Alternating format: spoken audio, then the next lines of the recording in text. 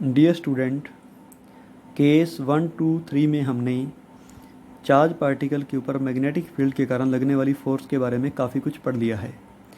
जब charge particle magnetic field की direction के परपेंडिकुलर मूव करता है तो फोर्स सेंट्रीपिटल फोर्स की तरह काम करती है और उसे सर्कुलर पाथ पर घुमा देती है। अब हम बात करेंगे कि चार्ज पार्टिकल मैग्नेटिक फील्ड की डायरेक्शन के साथ अगर थीटा एंगल पर मूव करता है तब क्या होगा। ये थीटा एंगल ना तो 0 डिग्री है, ना ही 180 डिग्री है और ना ही 90 डिग्री है। एक जनरल एंगल थीटा है। तो यहाँ पर चार्ज पार्टिकल की वेलोसिटी वी वेक्टर के साथ थीटा एंगल पर है।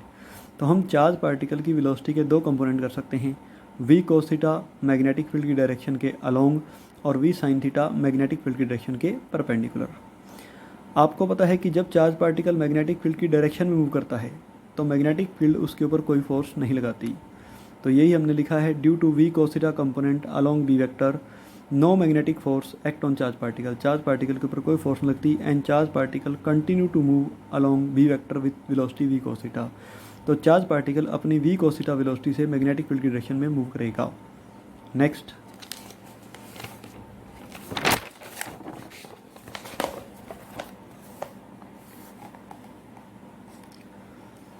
Due to v sine theta component perpendicular to B vector. तो जो वी साइन थीटा कंपोनेंट है वो बी वेक्टर के परपेंडिकुलर है। और आपको पता है कि जब चार्ज पार्टिकल मैग्नेटिक फील्ड की डायरेक्शन के परपेंडिकुलर मूव करता है तो जो मैग्नेटिक फोर्स लगती है वो सेंट्रीपिटल फोर्स की तरह काम करती है और चार्ज पार्टिकल को सर्कुलर पाथ में मूव करवा देती है।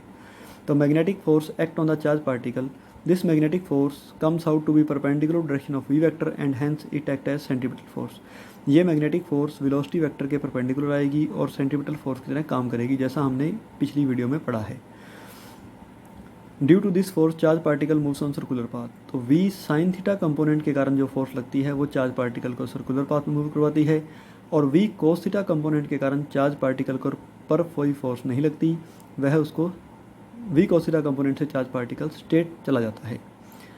Under the combined effect of both components v cos theta along v vector and v sine theta perpendicular to electric field motion on circular path. तो दोनों कंपोनेंट का combined effect देखें, जिसमें v cos theta charge particle को सीधा लेके जा रहा है मैग्नेटिक फील्ड डायरेक्शन में और v sine theta component charge particle को सर्कुलर पाथ पे घुमा रहा है। तो दोनों के कंबाइंड इफेक्ट में charge particle spring like path या हेलिकल पाथ के ऊपर मूव करता है, जैसा कि हमने डायग्राम में शो किया है। तो v cos theta component charge particle को सीधा लेके जाना जाता है, v sine theta component charge particle को घुमाना जाता है। तो दोनों के कंबाइंड इफेक्ट में चार्ज पार्टिकल घूमते हुए ऐसे घूमते हुए आगे की तरफ मूव करता है। घूमते हुए मतलब स्प्रिंग लाइक पाथ के ऊपर आगे की तरफ मूव करता है। तो यहाँ पर जो चार्ज पार्टिकल के ऊपर मैग्नेटिक फोर्स लग रही है, इक्विलिब्रियम कंडीशन में वो सेंट्रीपिटल फोर्स के इक्वल होगी। तो मैग्नेटिक फोर्स का फॉर्मूला आपको पता है, q we B sine theta होता है। यहाँ पर साइन थीटा भी आएगा क्योंकि थीटा 90 और साइन 91 नहीं है। यहाँ पर चार्ज पार्टिकल की वेलोसिटी वी वेक्टर के साथ थीटा एंगल पर है, इसलिए force F is equal to Q we B sine theta और centripetal force is equal to M V square by R होती है। तो बच्चों, वी साइन थीटा कंपोनेंट के कारण चार्ज पार्टिकल सर्कुलर पाथ पर मूव कर रहा है, इसलिए हमने वेलोसिटी की जगह वी साइन थीटा लिया है। तो एम वी स्क्वायर की जगह वी साइन थीटा का स्क्वायर अपॉन आर आएगा। तो कॉमन कंपोनेंट्स को कैंसिल करने के बाद हम फाइंड कर सकते हैं रेडियस ऑफ सर्कुलर पाथ या radius of helical path.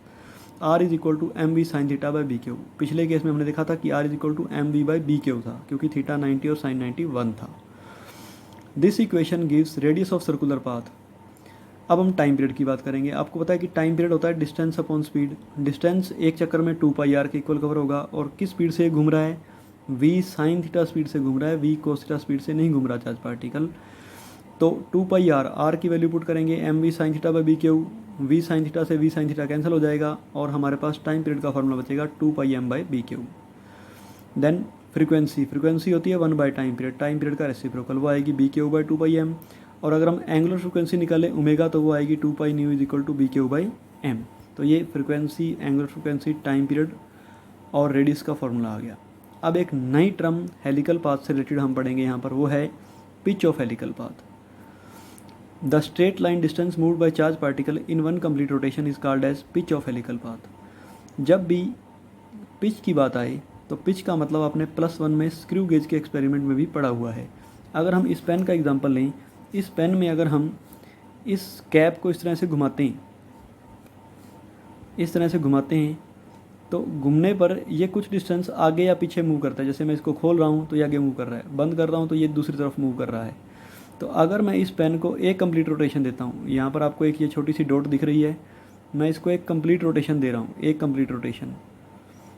Complete rotation देने पर आप देख सकते हो कि बीच में कुछ गैप आ गया, चार्ज पार्टिकल कुछ आगे चला गया। चार्ज पार्टिकल नहीं, यहाँ पर आप कैप कह सकते हो, ये कैप कुछ आगे चला गया। तो जितना इसने लीनियर डिस्टेंस मूव किया एक कंप्लीट रोटेशन देने से, वो इसकी पिच है। मैं नेक्स्ट एक कंप्लीट रोटेशन इसको दे रहा हूँ ऐसे ही, तो अब ये कुछ और आगे चला गया। तो एक कंप्लीट रोटेशन से जितना डिस्टेंस ये आगे मूव करता है वो इसकी पिच होती है। तो पिच ऑफ हेलिकल पाथ। ऐसे ही charge particle spring like path पे मूव कर रहा है ऐसे ही। तो एक कंप्लीट रोटेशन, मान लो उसकी रोटेशन यहाँ से शुरू होती है, तो एक कंप्लीट रोटेशन करने के बाद वो यहाँ पे आता है, तो ये डिस्टेंस जो उसने इतना जो मूव किया है ये इसकी पिच है। पिच निकालने के लिए हम लीनियर डिस्टेंस निकालेंगे, और लीनियर डिस्टेंस निकालने के लिए हम लीनियर स्पीड का यूज़ करेंगे। तो pitch is equal to linear distance moved equal to linear speed into time. तो लीनियर स्पीड किस स्पीड से वो चार्ज पार्टिकल आगे चल रहा है, वी cos थीटा से, और उसको टाइम कितना लगता है वो हमने ऊपर निकाला है 2πm/bq। तो पिच इज इक्वल टू क्या हो जाएगी 2πm v cos θ/bq। तो ये हेलिकल पाथ की पिच का फॉर्मूला है। बच्चों ये हमने चार्ज पार्टिकल का मोशन इन मैग्नेटिक फील्ड उसके डिफरेंट केसेस स्टडी किए हैं। चार्ज पार्टिकल मैग्नेटिक फील्ड की डायरेक्शन में मूव करे कोई फोर्स नहीं, स्ट्रेट जाएगा। मैग्नेटिक फील्ड की डायरेक्शन के अपोजिट मूव करे कोई फोर्स नहीं, स्ट्रेट जाएगा। मैग्नेटिक फील्ड की डायरेक्शन के परपेंडिकुलर मूव करे फोर्स लगेगी, मैक्सिमम फोर्स लगेगी और सर्कुलर पाथ पर मूव करेगा। और एनी एंगल थीटा पर मूव करे, जनरल एंगल थीटा पर मूव करे तो चार्ज पार्टिकल हेलिकल पाथ पर मूव करेगा। और हेलिकल पाथ के लिए हमने pitch, time period, frequency, angular frequency, radius का फॉर्मूला निकाला है। इसी तरह से सर्कुलर पाथ के लिए भी हमने radius, time period, frequency, angular frequency का फॉर्मूला निकाला था। और इसमें एक सबसे इंपॉर्टेंट बात जो मैंने आपको बताई थी वो ये थी कि जब चार्ज पार्टिकल मैग्नेटिक फील्ड में सर्कुलर पाथ पर मूव करता है तो उसकी एंगुलर फ्रिक्वेंसी ओमेगा उसकी वेलोसिटी से इंडिपेंडेंट होती है। यह बहुत इंपॉर्टेंट पॉइंट है जो हम आगे भी यूज़ करेंगे। Thank you.